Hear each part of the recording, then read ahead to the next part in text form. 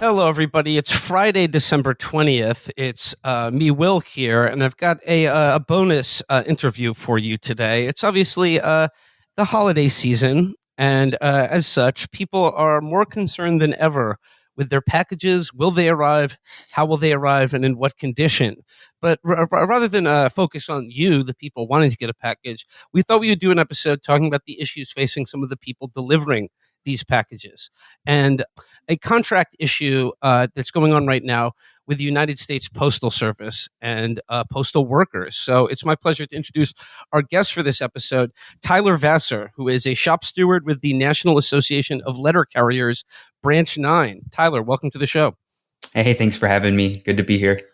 Tyler, I want to talk about the state of this deal that you've been offered and what your effort is right now to perhaps get a better deal for your members. But I'd like to begin with just talking a little bit about your union, your Branch 9. Could you just tell us where do you work, what's your job, and just a little bit about the National Association of Letter Carriers? Yeah. So just to add to the introduction, like you said, well, I'm Tyler Vasseur. I'm a letter carrier, but I'm a shop steward with NALC Branch 9, but I'm also the chair of the coordinating committee for Build a Fighting NALC, BFN, which is a growing national and developing national rank and file reform caucus in NALC. It grew out of the fight for the open bargaining resolution this past year. Now we're organizing for a no vote on this sellout TA, and we're getting organized to transform the union going forward, especially around things like fighting for the right to strike. And so NALC itself, the National Association of Letter Carriers, represents 280,000 city letter carriers at USPS. Around 200,000 of those are active working members, and there's about 80,000, give or take, retiree members. And I'm sorry, you asked what are the other unions there? Yeah, I mean, I know the the NALC is but one of four unions that represent all postal workers in the United States, which taken together represents the largest unionized workforce in this country. That's right. Yeah. So how does your union, how does that relate to the other three unions, and who do they represent? That's right. Yeah. So NALC is the largest with 280,000 members. And then there's three others, as you said. The APWU, the American Postal Workers Union, is the second largest. They represent clerks, janitors, maintenance, basically anyone that works inside the building. There's also two more, National Postal Mail Handlers Union. They are the people that run the forklifts, move mail around the processing facilities. And then there's another carrier union, the National Rural Letter Carriers Association, which represents just rural carriers. Believe it or not, at one point before the 1970 strike, there were even more unions, and a lot of them merged into the APWU. But yeah, there's still four at this moment. And you mentioned the 70s. Before we get into the current deal that's being offered and your efforts to vote down this deal, and I want to get into the specifics of that. But you mentioned the 70s, and in the 70s there was a big reorganization. And could you talk about what that reorganization was and how it led to the current state of the postal carrier unions in this country? In exchange for collective bargaining, the post office became sort of a public-private partnership. How did that affect the unions? Yeah, and so before 1970, there was the largest wildcat strike in U.S. history, the postal strike of 1970, which was not just letter carriers; it was all crafts at the post office department at that time went on strike. But coming out of that, it was actually in the process before the strike, but coming out of it in 1971, Nixon passed the Postal Reorganization Act, which turned the post office from a department directly a part of the executive branch of the government into the USPS, the United States Postal Service, which while it's kind of a gray area, while it's still a federal agency, it's technically its own thing. You know, when the government shuts down, which might be happening here soon, USPS is not affected by that. And so in terms of, we have this kind of interesting thing where I think we're still federal workers. We're still under the law that bars federal workers from being able to legally strike. But so at the same neither time, rain nor sleet nor hail nor labor action will prevent a postal worker from his duly appointed routes. Exactly. Yeah. And so while at the same time, while we're technically federal, we are still we're quasi public private, and we are still, management at the Postal Service basically acts like we're a private company and acts like we need to cut corners just like any private company tries to do, while at the same time that we're federal. I mean, yeah, and like I do want to talk about like the larger idea of what a public service is and the public good. And I just like the thing I've always noted, or the thing I find fascinating about the post office, is that it is the only federal agency, it is the only government service that is explicitly mandated in the Constitution. So basically, everything else, leave that aside. If you're a constitutional originalist, the post office is right there in the Constitution, and I think that may be why the post office is seemingly always in the crosshairs for privatization. Mm-hmm. But like a larger point is that like since the 70s, the postal workers unions have not voted down a collective agreement since about 1978.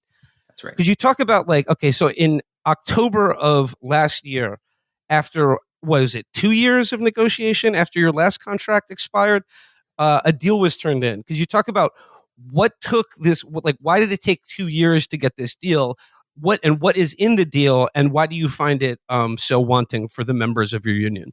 Yeah, so negotiations started in February of 2023. So we're coming up on 2 years since negotiations started. The contract expired in May of that year of 2023. I mean, why is it taking so long? Honestly, I think it comes down to, there's a couple factors, but the biggest thing is this is the NALC leadership's approach to negotiations. The business sort of service union model is why it has taken so long. NALC President Brian Renfro and his USPS counterpart, just, we're in a room negotiating. Basically, all the most important parts of the contract were between two people. All the economic parts of the package were negotiated between the president of NALC and his counterpart in USPS. On top of this, there was a bit of a scandal. It doesn't really sound like collective bargaining. It sounds like horse trading between two people. Yeah. I mean, on top of that, there was a whole scandal in NALC where Renfro was AWOL for the first several months of negotiations due to issues with alcoholism. And he's sober now. I'm glad about that. I wouldn't wish addiction on anyone. And I don't think it's the main factor, but it definitely played a role. The main factor was the backdoor secret negotiation process that NALC has operated under for years. No membership involvement or engagement, no contract campaign, no rallies other than the ones that rank and file members, including members in Branch 9, organized ourselves in contradiction to the national leadership. And BFN grew out of a fight for open bargaining and a contract campaign resolution that we fought for going into the national convention last year, which I can get into in a little bit. But yeah, calling for more transparency, the need for public contract campaign, for rallies, for public support and pressure, things that even the most bureaucratically run unions understand, but it seems like NALC just doesn't. But in terms of what's being offered, is that what you asked in the last part of the question? Well, what is the deal? What is the state of the deal as it was returned to you? And what is this? What is the sticking point that has inspired your effort to organize your union members to vote down this deal, which is something that, as we just said, hasn't happened since like the late 70s? Yeah. So, I mean, the biggest thing that we get the contract. So before we even got the TA, which for months and months and months, Renfro was saying any day now, which in the context of the broader climate in the labor movement, unions fighting and winning, UAW winning 25% raises, longshoremen winning these raises, Boeing going on strike and winning these high raises. People were pretty pissed off about the lack of transparency and the lack of any sort of fight. When we get the TA finally in October, what was it, October 18th, I believe, of going on 2 months ago. Yeah, 2 months ago now. Before the day before the TA was officially announced from NALC, an internal management memo was leaked highlighting the highlights of the TA, and it went around like crazy online, and people couldn't believe it. They said, "This has got to be a joke. This has got to be management trying to sow discord or something. This cannot be the contract that we've been waiting for." And the next day, the TA was announced, and guess what? It was essentially what was leaked in that memo from management. 1.3% annual raises, the maintenance of we call it diet colas, our cost of living adjustments, which is a sort of fraction of inflation. You can get added on, which we can talk about in a little bit. and a number of other things. The biggest thing was the slap in the face that letter carriers felt after working for years without this contract, going through COVID, of 1.3% annual raises. Could you mentioned COLA and Diet Cola. COLA stands for cost of living adjustment. Could you explain how the COLAs, cost of living adjustments, are so important in union negotiations, and why, given the current deal with the cost of living adjustments as it currently stands, the 1.3% raise is actually a pay cut? Yeah. So our COLAs, our cost of living adjustment, were something that a lot of unions had. I think that most unions that had them in the past, they've gotten, in the fights over the last few decades and the, near destruction of the labor movement, most unions have lost their COLAs. We've maintained our COLAs, which is really good. Our COLAs were won first out of the struggles of the 1970s. Workers in that period, dealing with their own inflationary times. It came out of the momentum and energy and explosion of activity that came out of the 1970 strike and workers flooding into the union and really transforming it. They won cost of living adjustments in that era. But our COLAs are not one-to-one with inflation. You think cost of living adjustment, which is there to deal with inflation. To me, it should be one-to-one with inflation. If inflation's 5%, there should be a 5% increase that you get on top of your general wage increase, which is a percentage. It's not one-to-one with inflation. It's based off of a formula that's based on inflation. It comes out roughly to 50% of whatever inflation is for carriers at the top of the pay scale. And then depending on where you are at the pay scale, you get a fraction of that percentage, which we call Diet Cola. So not only is it not one-to-one, but then if you are like me, going on 7 years in at the post office, I get a fraction of that percentage. And it's just not acceptable. And then the way that they've been trying to spin this contract, this TA, by saying, look at all these raises you're going to get by the end of it. But if your cost of living adjustment, if your COLA and the 1.3% don't add up to being more than inflation, that's a pay cut. And if these raises if it looks like you're going to be making a lot of money by the end of this contract, I hate to break it to you, but that's because inflation has been high. And so that's the biggest thing. I would say you could make the case that the 1.3% general wage increase is acceptable if our COLAs were one-to-one with inflation, but they're not. And workers will be taking a pay cut if this TA goes through. So the coalition that you are advocating on behalf of, what do you, I mean, in addition to voting no on this deal for your members, what else are you asking for? What would be an equitable contract by your estimation? Yes, I mean, so BFN, Bill of Fighting NALC, we're fighting for things like a $30 an hour starting wage, for top pay to be comparable to UPS, which is written into the Postal Reorganization Act that we need to be comparable to the private sector. So things like a $30 an hour starting wage, top pay comparable to UPS drivers, cutting the time from top to that it gets to take the top pay from 13 years to 6 years, ending mandatory overtime in all career workforce, because right now we have a huge chunk of our new hires are all non-career. They don't get the same benefits. They don't get the same pay. They get thrown around. And the right to strike, because we not only have a no strike clause in our contract, not only is it illegal federally for federal workers to strike, but we have a no strike clause in our contract. We want to, that's a whole other conversation, but we want to get that no strike clause taken out of our contract, and we want to fight to get the law overturned on a national level. So those are some of the things that we're advocating for in BFN. You mentioned that you've been working for Branch 9, which is in Minneapolis. You've been working, 6 or 7 years now? That's right. Yep. So you came into the job, and then you were doing the job during the COVID lockdown years. In which, could you talk about over the 6 or 7 years that you've been doing this job, how have the conditions changed, and what are some of the ways in which your job has gotten harder over that time period? Yeah, I mean, so first of all, that is part of the reason that workers, I think, are so upset in this moment. There was a real shift in consciousness around work and thinking about work and your own worth as a worker during COVID, because while the rest of the world to be declared essential, you'd think, Exactly. I'd like some full sugar cola to go along with that essential status. Exactly.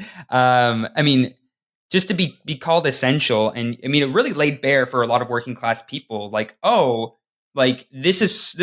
pandemic is so important, it's such a big deal that we have to shut down society in order to contain it. But there are certain jobs that are essential. Without them, the economy would be in even worse shape. And then at the same time say, no, but you don't deserve back pay. And also here's even more package volume, and here's even more abuse from a section of management, all that sort of stuff. So, I mean, post-COVID, I mean, that's the biggest thing is I think talking about COVID is just the shift in consciousness that came about because of that we're trying to, sort of capitalize on in many ways. Did you see an increase in the volume of things being shipped during COVID? Because I imagine many more people shopping online and expecting deliveries during this time period. Yeah. At first it was like everything kind of shut down, and so it was crazy. I went from working insane hours to kind of having to slow down on my route. Otherwise, I'd get done way too early. But then, yes, there was a huge increase. While first class mail volume has decreased and steadily, especially since the Great Recession of 2008, package volume has gone up a lot.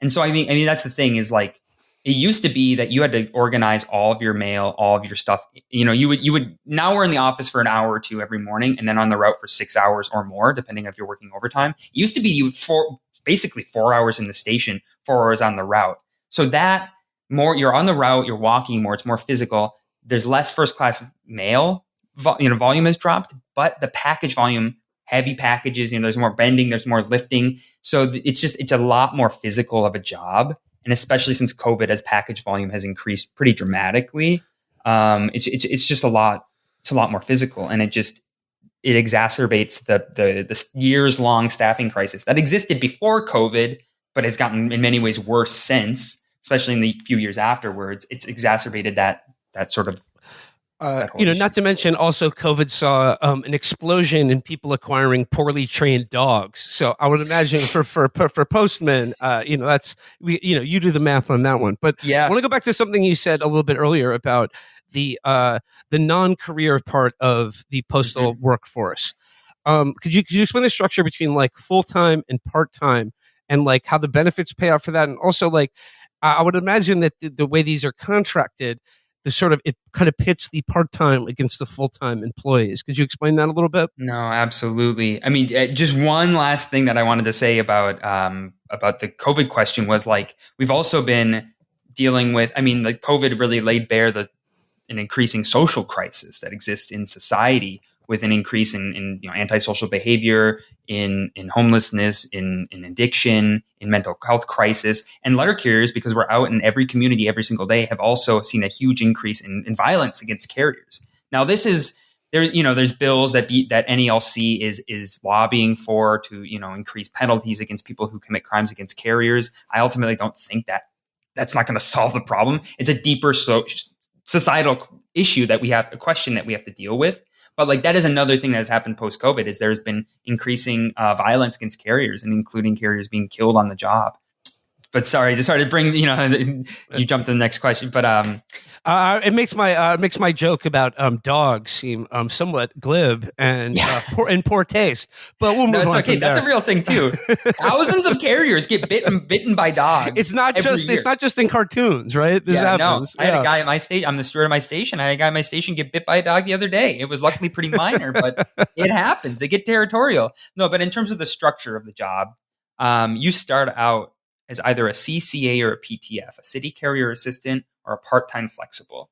The names don't actually really matter. All that means is that as a CCA, you're a non-career. PTF, you get career, so you don't get career benefits. You don't get stuff put into your retirement, healthcare. There's issues with healthcare. PTFs, it's the same thing except for you get career benefits. But both of those positions, which you can do for anywhere up to 2 years or more. I know someone who's been a CCA for 2 years, and you get thrown around. You don't have a regular route. You get thrown around from route to route. You have mandatory overtime. You can be worked up to 12 hours. You have pitiful wages. CCAs start out at $19 an hour. I have a friend out in LA who is a CCA. He's been a CCA for 2 years. He just got converted to a PTF, but he's not full career yet. He doesn't have his own route. He started at $19 an hour in Los Angeles. Can you imagine that? In these inflationary times, that's not going to cut it. And then once you're converted, it takes 13 years to reach top pay. It's backloaded. But the bigger thing is that you have this super exploited section of the workforce, generally younger people, but not always. But this, you come in as a CCA, you're thrown around from route to route, you're thrown around from station to station, you're dumped, all the extra work is dumped on you. And then of course you're bound to make more mistakes. You're bound to maybe even get injured. You're bound to cut corners because you're stressed, because you're being overloaded with work, working 12 hours a day.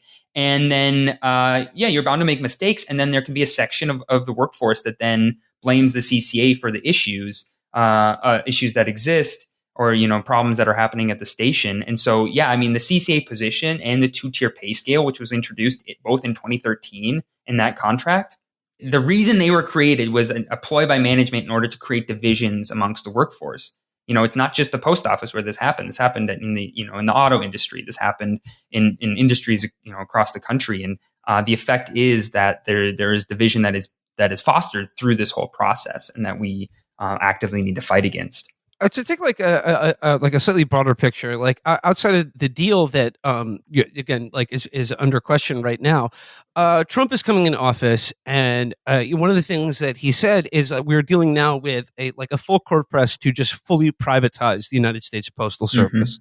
And I'm wondering, do you and your fellow NALC members, do you see the sort of bind that you're put in with this contract as part of a larger effort to privatize any notion of the public good in this country?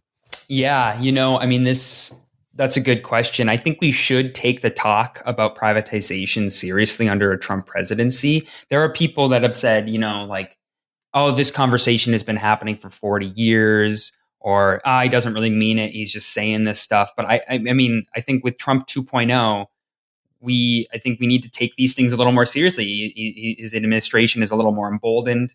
They're a little more well organized than the first time around. They have entire sections of not just sections of the Capitol that are fully in favor of working with the Trump presidency. And so I think we should take this threat seriously. But in terms of I don't know, there's a lot of things to this question to answer. But I think it definitely complicates our vote no campaign, because there's a section of workers there's a section of postal workers that voted for Trump, saying he's not serious about the Postal Service stuff, and yada yada yada. There's a section that there's a section that are rightfully afraid of what a Trump presidency represents. But I think it just as I said earlier, the fact that the post office is in the Constitution and is the oldest and sort of most hallowed of the public goods. I think that's the reason that it is so often in the crosshairs of privatization, because if you can sort of acclimate people to one of the oldest public good in this country being turned over to market forces, then really everything else is on the table. And I guess my question in that regards is, what would it look like for businesses, for individuals? What would a totally privatized postal service be like for people who want to get their mail or send something through the mail? Well, what it would look like immediately is a dramatic increase in prices.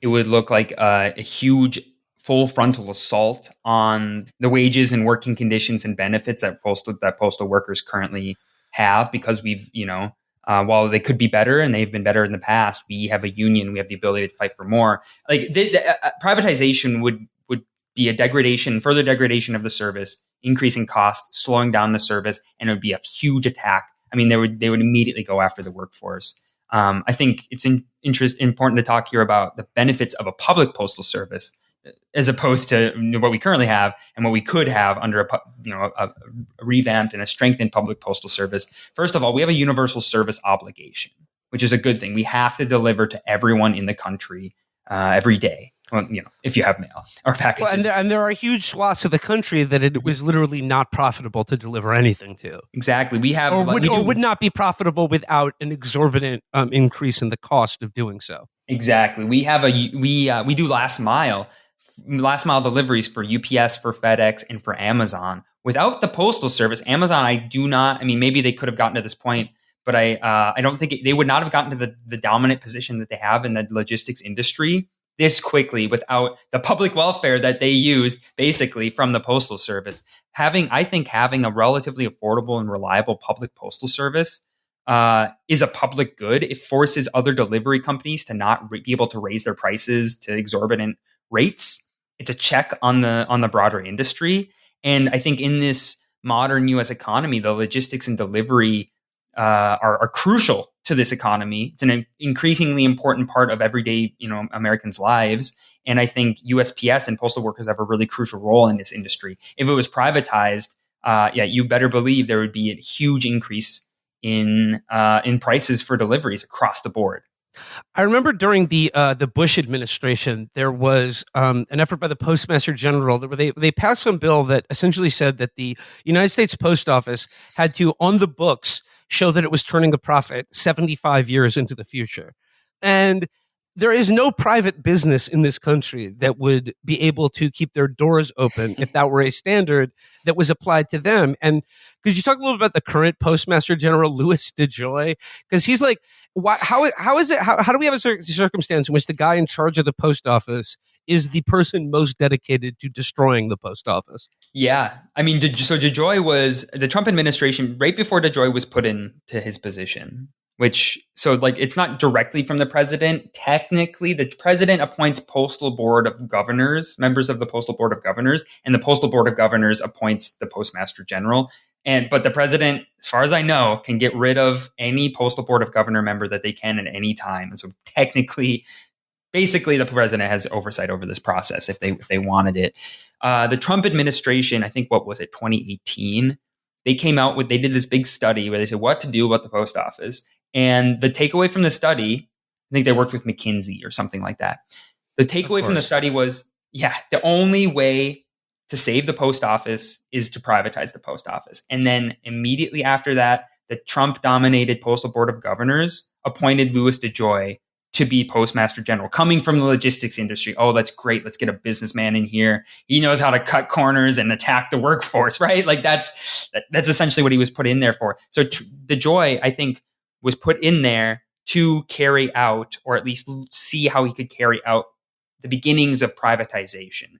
If you remember, there was a huge backlash when DeJoy was put in, and when these initial attacks started coming down. The unions didn't do anything. I remember talking to other union members and just being like, "What in the world is going on?" Like NALC needs to be on the attack right now. And but it was public outcry, pushed back some of the worst aspects of, I think, what DeJoy wanted to do to begin with, and forced DeJoy to, I think, and the Trump administration to sort of change course and say, okay, we're not going to go fully into privatization right now, using the P word, privatization. Instead, they came out with DeJoy's 10-year Delivering for America plan, which is basically setting the stage for privatization. They're trying to close down all of the neighborhood post offices and in favor of having mega sorting and delivery centers, is what they're called, out in the suburbs, similar to what Amazon has, what FedEx has, what UPS has, because under the current model, which serves the public very well, hey, everyone's got a post office down the road or in their neighborhood or not too far away,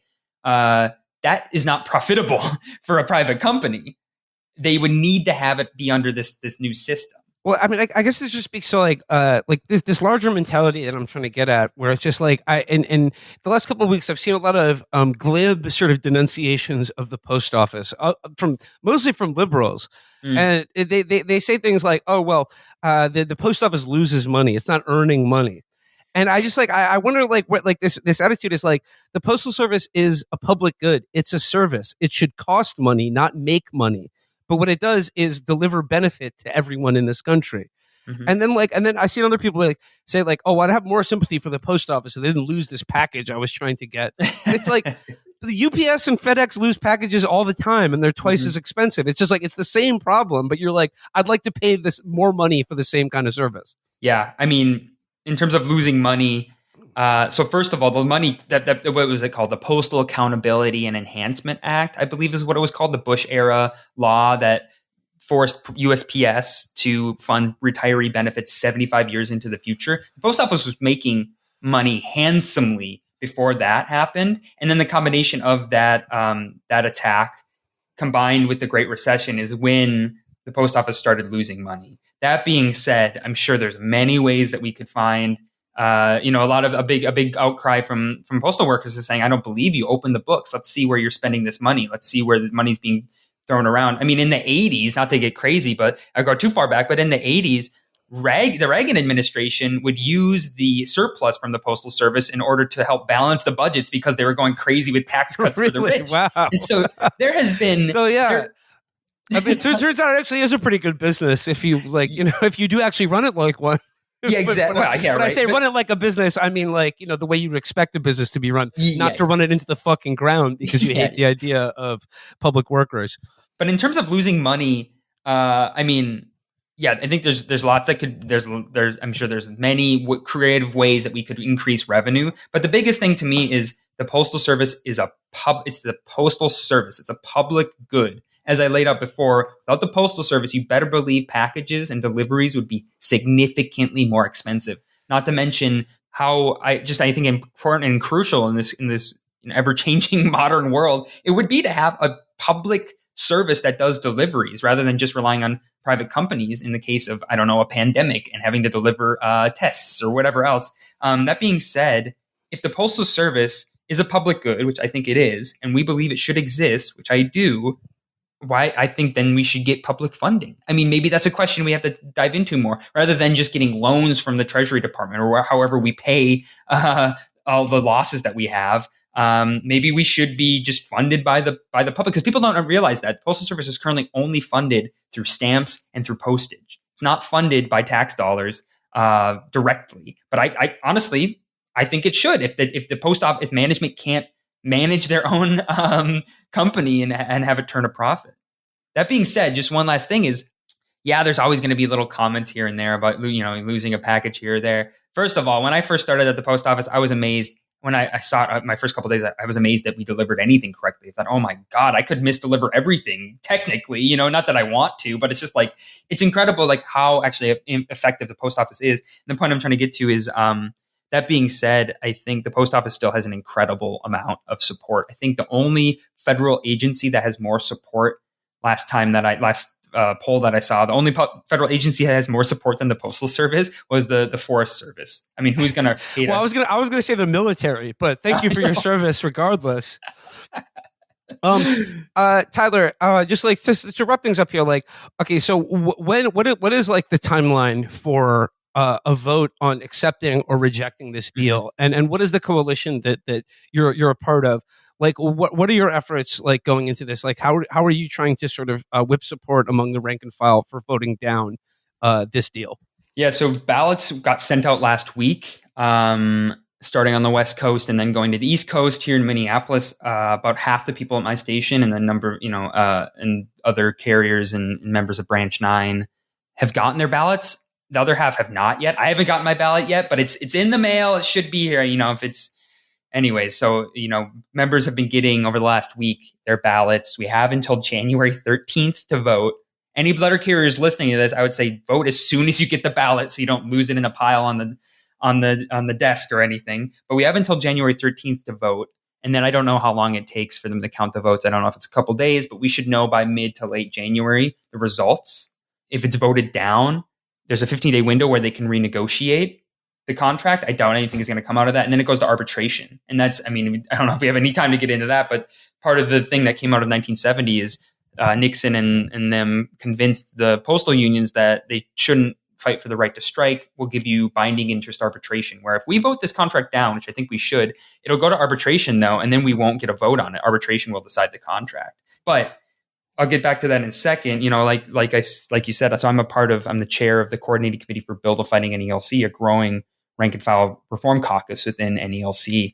And, we're in the process of developing chapters across the country in places like Minneapolis, Pittsburgh, Buffalo, Los Angeles, South Florida, numbers of other places. But we're a part of a broader Vote No coalition alongside different forces that are explicitly running for national leadership in 2026 against the current administration, that being the CLC, the Concerned Letter Carriers, and Mike Cariff, who's running as an individual. But we're kind of in there's a broad reform movement building in NALC, and we're sort of the rank and file wing of that, you could say.